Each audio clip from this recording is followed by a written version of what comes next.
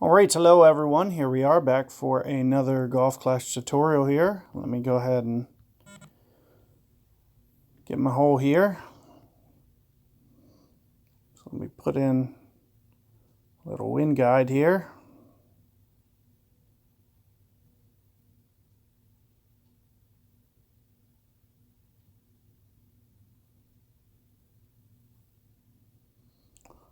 So what I usually have to do here will be from the third tee deck, of course. We're going to be talking about drivers, and the best is Thor 6 or 7. Next is going to be a Puck 6 or 7. You can kind of group these next ones a little bit lower. So a Puck 5, or if you don't have a Puck 5, next will be Extra Mile 7. And this is kind of the priority that you'll want to use your shootouts for this hole. So typically what I'll try to do is, for the most part, now I can't always do it. Sometimes I'll have to back off the spin a little bit. But with Thor's hammer, I like to land somewhere a little bit north and really start to crank up this backspin is ideally what I like to do. So I can't always land in this spot. I have to keep changing it. And the reason for that is because of the fact that, wind effect and all these things, tailwinds, you're going to have to land a little bit shorter. Headwinds, you'll have to land a little bit longer. One of the good things about this hole is, though, it's pretty much a really good driver hole. So, your max line is way up here. And your min line's way down here. So with that being the case, all the shots that you're going to have on this one primarily always are going to be driver, which makes this kind of easy, but at the same time, it's very, very hard for distance control on this hole. So let's start to take a look at this. Here's the purple route. As I mentioned, what I'll try to do for the most part is I'll try to do max whenever I can. So I can definitely use it on sides. And on the tailwind, I can definitely use max pretty easily on the tailwind as well.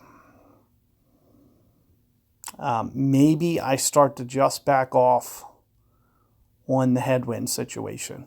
And that's because I'll have a lot harder time trying to get it to the hole if I tried to use my max.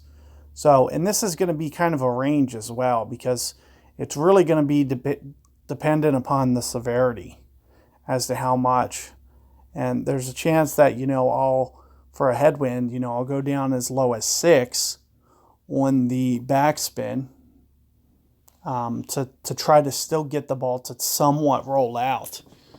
There's even times that I might go a little bit below 6. So, 13 in the face, for example, straight in the face would be a perfect example where it starts to get up there a little bit high. You might want to go, as low as even 5, 5.5, just so you can still get some of that rollout.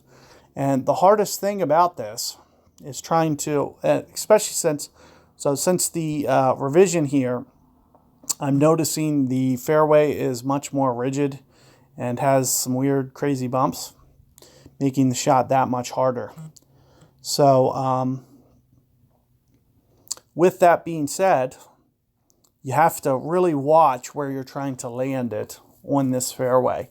And it's going to kind of change the way that you need to curl. It's going to change kind of a lot of things. What I'll try to do is I'll try to get my ball guide towards this left-hand side and always curl it. I try to stay away from this bunker as much as possible, except there's a few exceptions to that rule. And the exceptions are when, we're playing a tournament and I can just kind of try to master that one wind. Then I'll start to, get a little bit more aggressive towards the bunker because I know I can just kind of master that one wind and I'll be able to use less curl.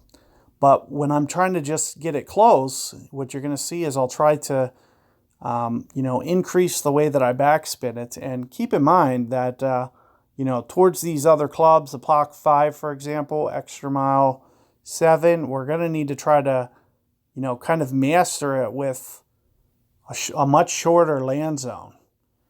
The good thing is it's a lot easier from the third tee deck than it is from the second. However, it's still really hard because what you really need to try to do is get this second bounce right around here and then the third bounce right on the fringe.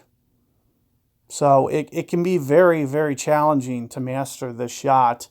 And in tailwinds, you'll have to land it even shorter than this. And it usually requires a great deal of curl, and you'll have to stay away from this bunker face. So what I'll try to do is I'll try to land left and curl it over to the right to create a little bit better angle. And the spins that you'll be able to use, they're going to be much, much less on these clubs. So for instance, I'm going to be much closer to, I still try to go max on these clubs. So extra mile puck, the max that they can go is 4. Obviously, we're still going to go 4 up here. And ideally, I'd still like to go 4 on these. So what I like to do is I like to always use that 4, and then I'll just change this land zone. So, that's pretty much the hardest variable to master because you won't always be able to get this rollout. This is more of like a normal rollout. In a tailwind, you'll have to land it even shorter. In a headwind, you'll be able to come up more because these ball guide compression will start to, contract a little bit. So it won't roll out as far. So with that in mind, that's going to make the shot, a little bit easier. So let's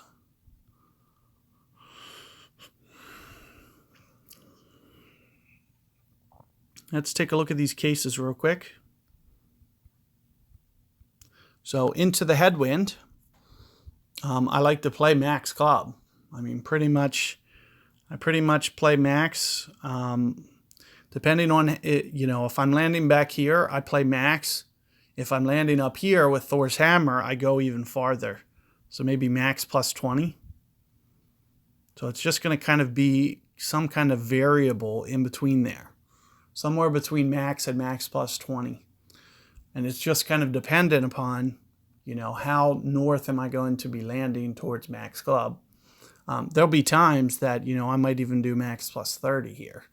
It just has to just be a crazy wind. But it could happen. And similarly with, the side wind, I'm going to at least use max here as well. So max plus 10. Somewhere in there. It just kind of depends. Is it a tailwind? Is it a headwind? Where am I trying to land it? Stuff like that. Am I going down into this bunker with the aim? Then I'll just use max.